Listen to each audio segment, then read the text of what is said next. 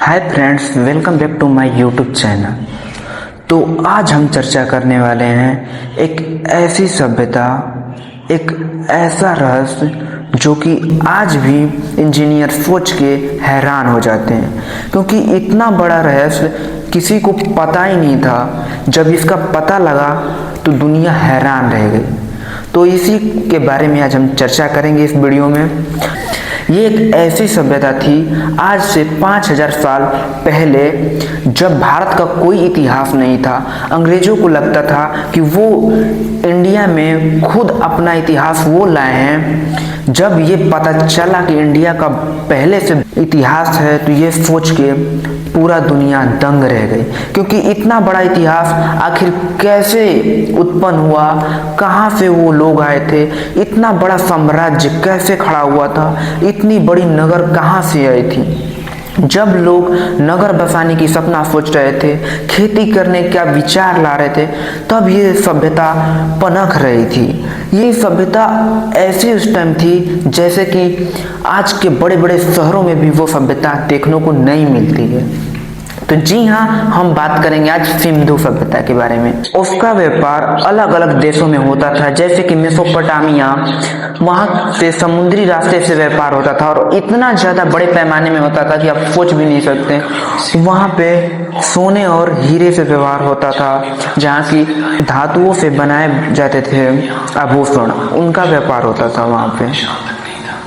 और एक ऐसी लिपि वहां पे मिली है जो कि वो लिपि पूरी दुनिया को दंग कर देती है। वो लिपि आज तक नहीं पढ़ पाई गई, क्योंकि आज के भी साइंटिस्ट उस लिपि को नहीं पढ़ पाए। उस समय मोहरे पे जानवरों के चित्र हुआ करते थे, जो कि बहुत ही, जब लाहौर के लिए ट्रेन की पटरी बिछाई जा रही थी तब वहां पे ईंटों की सख्त जरूरत थी। तब वहां ईंटें नहीं मिल पा रहे थे, तो वहाँ के कुछ मजदूर बोले कि साहब पास में टीला है, वहीं पर बहुत सारे ईंटें हैं, हमें काम पड़ता है तो हम भी वहीं से लेते हैं। तो उन लोगों को बकवास लगा कि थोड़ा बहुत होगा, बट ईंटों की इतनी सख्त ज़रूरत है कि फिर उन लोगों को जाना पड़ा। फिर वो वहाँ पे गए तो देखे तो सचमुच वहाँ पे बहुत सारे ईंटें थे, और वो सब ईंटें एक ही आकार के थे, एक ही जैसे थे। उन्हें बड़ा विचित्र लगा कि कोई होगा महल वहल। और एक ऐसी सभ्यता जो कि 13 लाख किलोमीटर वर्ग में 1921 में जब दयाराम साहनी ने इसकी खुदाई करना शुरू किया, तब ये पता चला कि एक पूरा एक शहर बसा है। और ये शहर इतना ज्यादा बड़ा है कि भारत में पंजाब, हरियाणा, राजस्थान जैसे कई शहर और मिले हुए हैं। और ये पाकिस्तान में आज भी कई शहर हैं, जैसे लाहौर और भी शहर हैं पाकिस्तान में मौजूद। कि आखिर ये खुदाई हो ही रही थी, तभी अगले साल 1922 में राखल दास बनर्जी ने मोहनजोदड़ो का खोज किया। वहां पे भी ऐसी ही मोहरें मिलती थी जो कि हड़प्पा में मिली थी। दोनों को मिलाया गया तो दोनों देखा गया कि दोनों समान। ये देख के बहुत ही अजीब लगा। मोहनजोदड़ो का अर्थ होता है मुर्दों का टीला। वहां पे सबसे विशाल अन्नागार मिला था और स्नानागार भी मिला था, जो कि काफी प्रचलित था उस टाइम। ऐसी वहां की सड़कें 90 डिग्री के कोण पे काटती थी।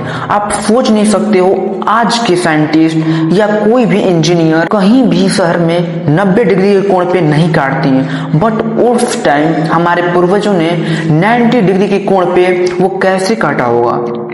वहां की सड़कें, नालियां और बाकी घर में कुएं भी पाए गए हैं। ऐसा देख के लोग को बहुत आश्चर्य हुआ, आखिर ये कैसे संभव है, इतनी बड़ी सभ्यता कैसे समाप्त हो गई, कैसे लोग नगर बसाए होंगे, और कैसे वहां की नालियां निकलती थी, बड़े नाले में मिलती थी। वहां पे हर एक घर के बाहर एक कूड़ादान के लिए डस्टबिन होता था। उस टाइम के लोग साफ सफाई को बहुत ज्यादा अहमियत देते थे। उस टाइम इतना ज्यादा साफ सफाई था कि आज भी कई शहरों में आपको ये देखने को नहीं मिलेगा। बट फिर भी ये सभ्यता आखिर कैसे समाप्त हो गई। कुछ जानकार लोगों का कहना है कि यहाँ पे आक्रमण हुआ था, और कुछ लोगों का कहना है कि यहाँ पे नदियां सूख गई थी, जिसके कारण फसलें नहीं हो पा रही थी। तो लोग छोड़ के चले गए। सबसे हैरान करने वाली बात ये है कि वहां पे लोगों का दरवाजा या खिड़कियां सड़क के साइड में नहीं बल्कि सड़क के पीछे खुलती थी। उनका मानना है था कि शोर या धूल कण से बचने के लिए वो लोग पीछे खोल देते। सोचो कि कैसे वो लोग सोचे होंगे। और उससे भी हैरान करने वाली ये बात है कि जो नली निकलती थी घरों से वो डायरेक्ट घर के बाहर बड़ी नली से मिलती थी ताकि कचरा बिल्कुल भी ना फैले। और ये नालियाँ खुली नहीं थी, ये लोग ईंटों या पत्थरों को रख दिया करते थे ताकि जब कचरा भर जाए तो उसको साफ किया जा सके। ऐसा लग रहा है ये सब सुन के कि कोई नक्शा बनाया होगा इस शहर का। सोचो पहले ज़माने में कहाँ कोई इतना सोच पा रहा होगा कि पहले जब लोग खेत बसाने शहर बसाने की सोच रहे थे तब ये सभ्यता फल फूल रही थी उस टाइम। कितना ज़्यादा भारत का इतिहास इतना खतरनाक मैंने सोच के मुझे बहुत अजीब लगा, क्योंकि यार पहले हमारे पूर्वज इतना ज़्यादा स्ट्रोंग दिमाग वाले थे, सोचने में ही कितना खतरनाक लग रहा है। आगे भी देखो क्या क्या मज़ा आने वाला है। मोहनजोदड़ो में जो स्नानागार मिला था वो वाटर प्रूफ था ताकि पानी बाहर ना जाए, और उसमें दक्षिण और उत्तर से सीढ़ियाँ थी ताकि उतरने चढ़ने के लिए, और बगल में 3 कमरे छोटे छोटे थे। लगता है कि ये कपड़े बदलने के लिए थे। ऐसा लगता है कि कोई धार्मिक कार्य या कोई प्रयोजन के लिए यूज होता होगा। उस टाइम लोग प्रकृति का बहुत भी ज़्यादा पूजा करते थे और प्रकृति को ही भगवान मानते थे। इसके पास ही एक विशाल अन्नागार था जो कि मुसीबत के टाइम अनाज रखने का एक गोदाम था, और वो गोदाम इतना ज़्यादा बड़ा था ताकि हवा व कुछ भी सुरक्षित रखने के लिए अनाज लोग इकट्ठा करते थे ताकि मुसीबत के वक्त उसका इस्तेमाल कर सकें। हड़प्पा सभ्यता को ही लोग सिंधु सभ्यता के नाम से जानते हैं क्योंकि ये सिंधु नदी के तट पर थी, इसीलिए इसको सिंधु घाटी सभ्यता भी कहते हैं। वो अपने समय में अंतर्राष्ट्रीय व्यापारी थे, ऐसे व्यापारी जो कि हर एक देश में अपना व्यापार कर रहा हो, और इतना बड़े पैमाने में जो कि आज के लोग सोच भी नहीं सकते हैं। वहाँ पे वस्तुओं का आदान प्रदान कैसे होता होगा, मतलब कि उस टाइम पैसा कहाँ से होता होगा कि हमको अनाज दे दो आप ये चप्पल रखो, या मुझे कुछ और दे दो आप ये रखो। तो उस टाइम पैसा नहीं था तो लोग कैसे करते होंगे आपस में आदान प्रदान। तो उस टाइम लोग वस्तुओं से करते थे, जैसे कि मुझे ज़रूरत है अनाज की और आपको ज़रूरत है आभूषण की, तो मैं आभूषण दूंगा और आप अनाज देंगे। ऐसे करके लोग उस टाइम व्यापार करते थे और बहुत ही ज़्यादा ये व्यापार होता था।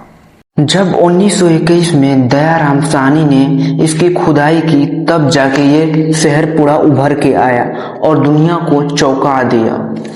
और जस्ट इसके 1 साल बाद ही राखलदास बनर्जी ने मोहनजोदड़ो का खोज किया था।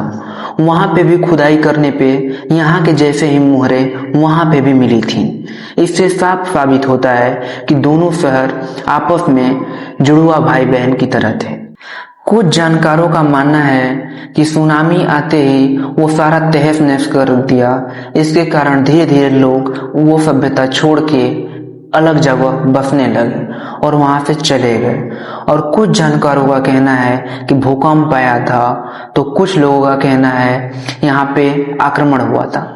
लेकिन आमतौर पे देखें तो आक्रमण नहीं हो सकता, क्योंकि कुछ लोगों की लाशें अलग अलग सालों की हैं। मतलब कि किसी की लाशें 100 साल पुरानी तो किसी की लाशें 150 साल पुरानी, ऐसे करके कोई 1 साल नहीं हुआ। इससे साफ साबित होता है कि यहाँ पे कोई आक्रमण नहीं हुआ था। लोग धीरे धीरे करके इस सभ्यता को छोड़ दिए।